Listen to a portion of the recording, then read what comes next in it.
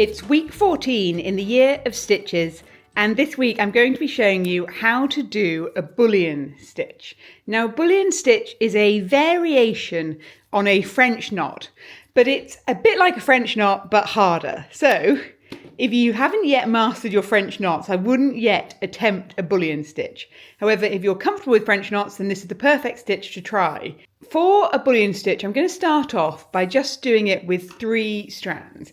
A bit like French knots, it's the kind of stitch you vary most easily through how many strands of threads you stitch with. But for the sake of this demo, I'm going to stitch with 3 strands because bullion stitches are always easier to do, like French knots, with fewer strands. The more strands you have, the more threads you've got to make behave, and the harder it gets to create a neat stitch. So I've threaded up my needle and I'm just going to tie a knot in the end. Now, in order to do my bullion stitch, I'm going to do some stitches going along here to show you how the bullion stitch looks. So I bring my needle from the back to the front of the fabric. I'm going to go along about this sort of length, and with my needle in the fabric, I'm going to bring my needle back out. So I need to be in this position where my needle is in one side, back out the other of the stitch. Now this is where I do my wrapping, and it is a 2-hand technique. So with my needle there, I'm going to wrap my thread around the tip of the needle, and I want to wrap it enough time so the length of the area that's wrapped is roughly the same as the length I'm trying to fill, this section here. So that's about right. So with everything wrapped, I'm then going to pull my needle through. And I pull, and as I pull, you'll see it all looks pretty messy. But pull it gently, keep pulling, and as you get to this point, it will all start coming together, and then you pull it tight, and you get this thick line of a bullion knot, which you then pass your needle back through this hole to secure it in place. And that is a very basic bullion knot. Now, let me just show you that process again. So I bring my needle up, I go down into the fabric, and I bring my needle back up to the other side around the length I want my bullion knot to be.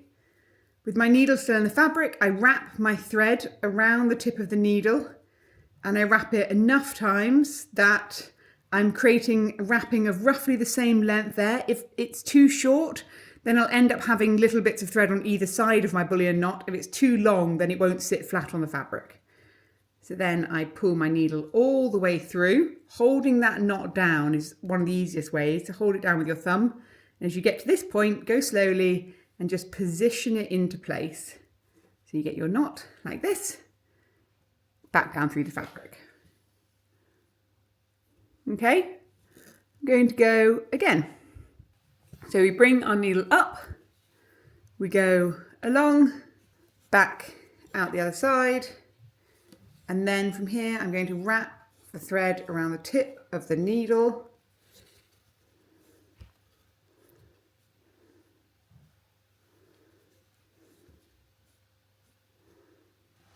Till I've got around the right sort of length. Then I bring my needle all the way through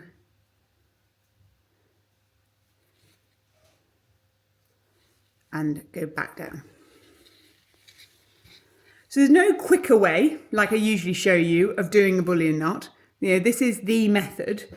The tips I would have beyond kind of what you're seeing here is basically when you are doing your bullion knot, if you use a smaller needle, you'll find it much easier. Much like French knots, you want to bring your needle through the eye of all these stitches. It needs to be able to pull through easily. So if you've got a large eye on your needle, you'll find it much harder to pull the needle through. So by having a small needle, it's much easier to make the bullion stitch neat. Now the other thing is, whilst on all these videos so far, really the reason that I've got the camera stand is because of the fact I am wanting to hold the hoop flat for a video. But you'll see here, when I'm doing the bullion knot, it's particularly helpful not to have to hold the hoop as well. It's a two-handed technique, which you absolutely can do without a hoop stand, and I do at home without a hoop stand. But if I was working on a piece with loads of bullion knots, I probably would want to have a hoop stand. So again, see, I'm pulling through and I'm just coercing it into space.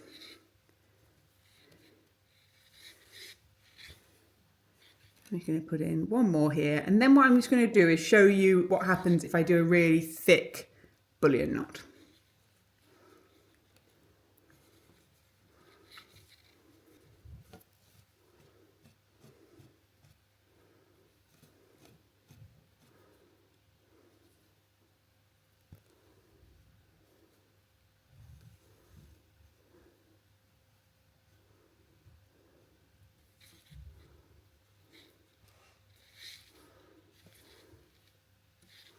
So that's a row there, and that's all bullion knots done with 3 strands. So I'm just going to secure the thread on the back.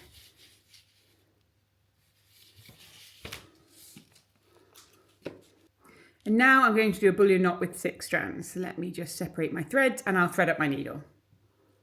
Okay, so I've now got my needle threaded up with 6 strands, and what I'm going to do is I'm going to come in and I'm going to fill in the gap between these bullion knots with my 6-stranded one.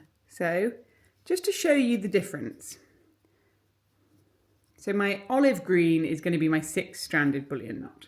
So I'm going to wrap around, similarly to how I did before. I'm bunching it all down, and then I'm going to pull my needle through. Now with 6 strands, as I said, there's a little bit more cajoling you have to do. It's a bit harder to make it neat. So here we go, I'm pulling through.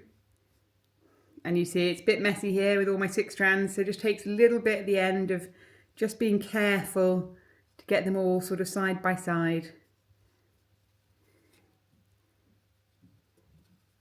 So here we go. There. That, pulling it really tight, gets you a really fat bullion knot. Let me zoom in on that so you can see. So the needle comes up, down, back up again. And then from this position, put my needle tip up, and I'm going to wrap 1, 2, 3, 4, 5, enough time so I think it's kind of filling the gap. And then this is a bit hard, so here I'm going to pull my needle through, which is a little bit harder because I've got so many strands. Here we go.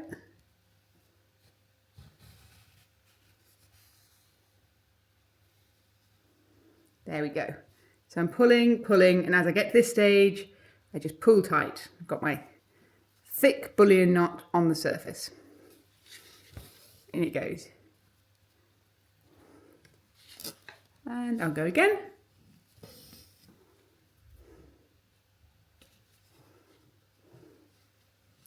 So again, like I've talked about when we did the French knot video, the one thing to really be careful of when you're doing stitches like these is don't be inclined to rush it. You have the ability to tidy up the stitch whilst you're still making it. But once your stitch is down, once your stitch is secured, you can't go back and fix these types of stitches. All these knotting stitches are much harder to fix than your other kind. So at this stage, when I'm in this sort of like pickle here, don't panic. What I do is just really gently pull my needle through, and it will come, but you just are gentle with it. Take your time over it. Get to this stage and then pull tight, you see. So a lot of this is just about having the patience to allow the stitch to do its work in its time, rather than necessarily in your time. Here we go, I'm going to go again.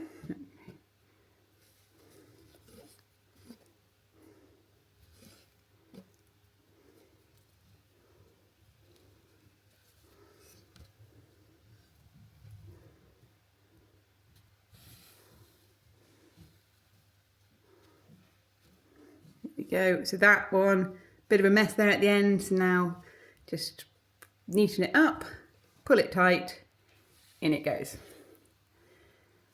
So hopefully you can see from that just how my olive green ones are just very slightly fatter than I have on my orange ones.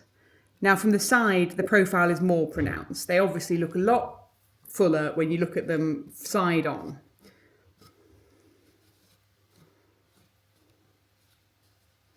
And there's no right or wrong way with a bullion stitch. It's more about the look you're trying to achieve. If you want little short delicate ones, you might want to only use a couple of strands. If you want nice big fat ones, like I tend to always want nice big fat ones, then I'd go with 6 strands. It will just make your life easier to achieve those. Now my last one coming in here.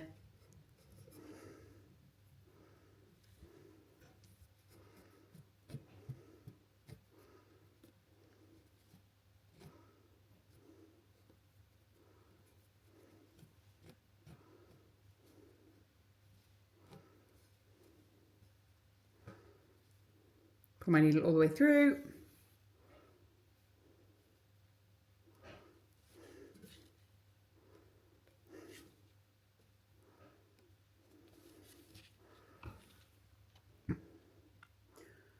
And there we go. So that there is your bullion stitch. So you can see, hopefully from the side there, the different profile on that stitch. And so you can just finish off on the back, and that is your stitch complete.